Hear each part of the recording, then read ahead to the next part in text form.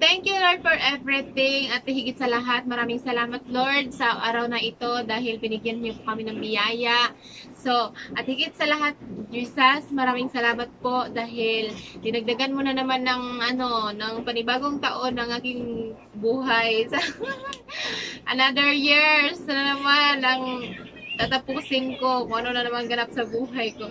At higit sa lahat, thank you, Dada, sa regalo mo sa akin. Sobrang salamat. Titingnan ko kung kasi ang ganda-ganda kasi. Oh, ayan. Ito yung regalo ni Dada sa akin. Thank you, Dada.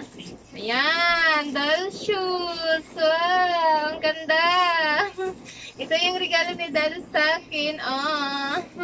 Kasyang-kasya ko to, guys. Sinukat ko nun. Thank you so much, Dada, sa regalo mo sa akin. Tapos kahapon din, niregaluhan din ako ni Daddy Loves ng cake. So, thank you so much, Daddy Loves, sa cake na binigay mo sa akin. So, ayan. Kasi kahapon pa talaga yung birthday ko. Kaso kahapon, nasa trabaho kami. May pasok ako. Kaya, so, ngayon lang, sabi kasi ni Dada, pupunta daw siya dito. Kaya sabi ko, kung pupunta ka, magluto na lang din ako. Kasi tinatamad na kasi ako magluto. Tapos ngayon, pupunta daw si Dada. Sabi ko, sige, kung pupunta ka dito, magluto na lang din ako. Ayan, nagluto na lang din ako ng cream dinsada. May package na kasi siya na coffee jelly. Kaya ang ginawa ko, gumawa na lang ako ng coffee jelly. Kaya, ayan, 2 tupper ng coffee jelly. Hindi naman pwede nilagay ko dito lahat, no?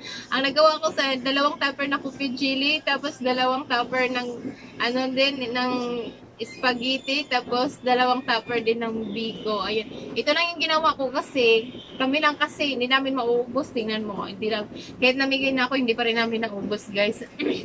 So, thank you, Lord, sa lahat. I love you.